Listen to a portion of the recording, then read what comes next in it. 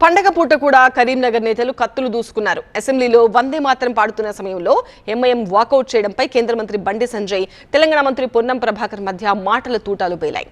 మూసీ ప్రక్షాళన విషయంలో కూడా పంచ్లు పేలాయి.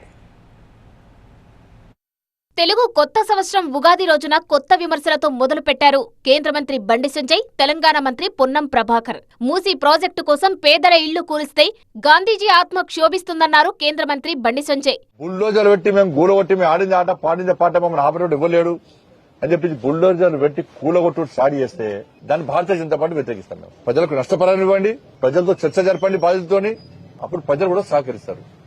మీరు చేసేది ప్రజల కోసం అంటున్నారు, కానీ ఆ ప్రజలే అక్కడ వ్యతిరేకిస్తున్నారు. ప్రజల్ని ఇబ్బంది పెట్టి గాంధీ మహాత్ముని ఆత్మ శోభిస్తుంది. ఆ గాంధీ మహాత్ముని రాజ్యంలో ఆయన అయితే రాజ్యం అనుకుంటూ దానికి వ్యతిరేకంగా ఇలా గాడ్సే రాజ్యం తెలంగాణ రాష్ట్రంలో నడుస్తున్నది. తెలంగాణలో గాడ్సే రాజ్యం నడుస్తోందన్న బండి సంజయ్ వ్యాఖ్యలకు కౌంటర్ ఇచ్చారు మంత్రి పొన్నం ప్రభాకర్. గాంధీ వారసులెవరో గాడ్సే వారసులెవరో అందరికీ తెలుసన్నారు.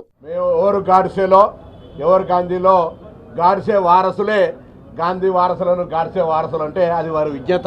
గాంధీకి సంబంధించినటువంటి స్మృతివనం పెడతామంటే ఒకవైపు విమర్శ చేస్తూనే అందుకు సంబంధించిన ఆటంకాలు కలిగిస్తూనే తిరిగి గాడ్సేగా అభివర్ణిస్తా ఉన్నారు. స్వాతంత్రం వచ్చిన కొద్ది రోజుల్లోనే తుపాకీ పెట్టి కాల్చి చంపినటువంటి గాడ్సే వారసులు వాళ్ళు. అసెంబ్లీలో వందే మాత్రం ఆలపిస్తున్న సమయంలో ఎంఐఎం వాకౌట్ చేయడం దుర్మార్గమన్న కేంద్ర మంత్రి బండి సంజయ్, తాము అధికారంలో ఉంటే ఎంఐఎం మెడలు వంచి వందే మాత్రం ఆలపించేలా చేసేవాళ్లమన్నారు. స్పీకర్ వారికి నోటీస్ కూడా ఇవ్వలేదన్నారు బండి సంజయ్. మరి ముఖ్యమంత్రి గారు ఎంఐఎం పార్టీ యొక్క వ్యవహార శైలిని సమర్థిస్తున్నారా వ్యతిరేకిస్తున్నారా? వందే మాత్రాన్ని ఆలపించడమా ఆలపించద్దా? మీరు కూడా కేంద్రం ఇచ్చినటువంటి ఉత్తర్వులను గౌరవిస్తారా గౌరవించారా? ఈ దేశంలో ఉండాలంటే వందే మాత్రాన్ని ఆలపించాల్సిందే. నెక్స్ట్ అధికారంలోకి వచ్చేది మేమే. ఎంఐఎం పార్టీ మెడల్ వంచి గల్లబట్టి మెడల్ వంచి ఇలా వందే మాత గీతాన్ని పక్క ఆలపించే విధంగా తప్పకుండా చర్యలు తీసుకుంటాం. మేము జాతీయ గీతాన్ని ఎవరైనా గౌరవించాల్సిందేనన్నారు మంత్రి పొన్నం ప్రభాకర్.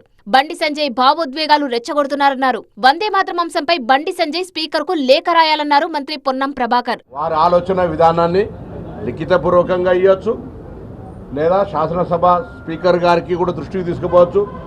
ఊరికే ప్రెస్ కాన్ఫరెన్స్ చేసి ఒక భావోద్వేగాలకు సంబంధించిన అంశం మీద ఎవరైనా జాతీయ గీతాన్ని గౌరవించాల్సింది. జాతీయ గీతాన్ని గౌరవించకుండా ఉంటే ఎవరు నాట్ కరెక్ట్. కానీ అక్కడ జరుగుతున్నటువంటి అంశం వారందరూ కూడా జాతీయ గీతాన్ని ఆలాపన చేస్తూ చూస్తుంటారు. ఎవరు ఉంటుండ్రు పోతున్నారు అనేటువంటిది ఎవరు చూసేది ఉండదు.